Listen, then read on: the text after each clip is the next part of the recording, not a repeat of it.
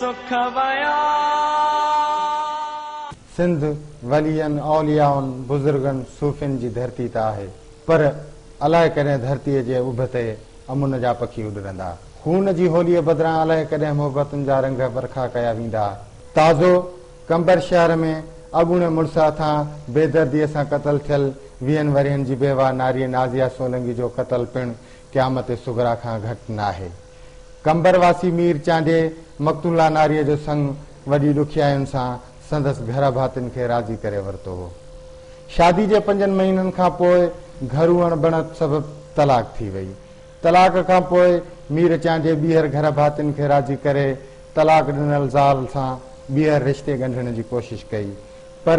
संदसि घर भातियुनि उनखे हराम करार ॾेई खेसि ॿीहर रिश्ते ॻंढण खां खुतो जवाबु ॾेई छॾियो कुझु ॾींहं अॻु मीर चांडे पंहिंजी ताक़त जो मुज़ाहिरो कंदे पंहिंजी तलाक ॾिनल नौजवान ज़ाल खे वोकेशनल ट्रेनिंग सेंटर खां मोटंदे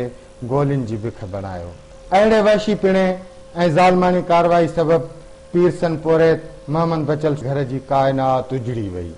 थियो ईअं जो नारीअ जो बेवस बदन कंबर जी घिटियुनि ऐं तालके अस्पताल में रुलंदो रहियो ऐं ज़ालिम जवाबदार अहिड़ी कार्रवाईअ खां पोइ साथियुनि समेत फरार थी वियो वाक़े जे केस दाख़िल हुअण बावजूदि बासर जवाबदार गिरफ़्तार नाहिनि थी सघिया इंसाफ़ हासिल करण लाइ मक़तूला जे घर में पाक कलाम लोॼिया वञनि था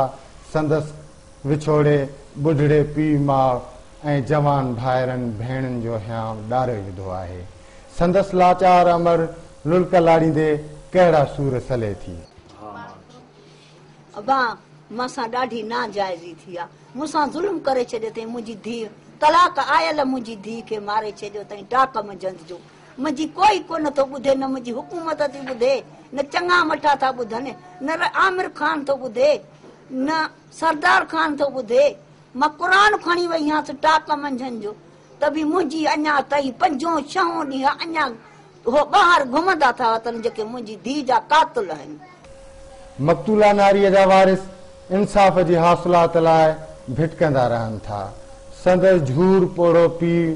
सुकी ठोठ थी वियल चपनि सां वार्ता कीअं बयान करे थो सरदार खान नादर खान आमिर खान महिरबानी करे ख़ुदा करण मदद कर बस जेको थी सघे मदद कर बस इलाइक़े में असर रखंदड़ जवाबदार पारां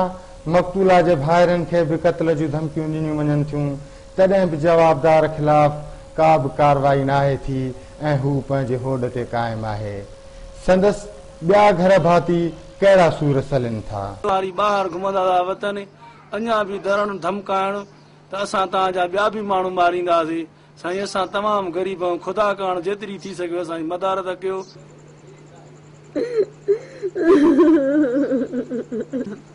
मां अपील थी कयां सरदार खान चांडे के मी नादर मां खान मंगसी के मुंहिंजी पुफी जो इंसाफ़ कयो वञे छा असां न्याणियूं घर कोन करो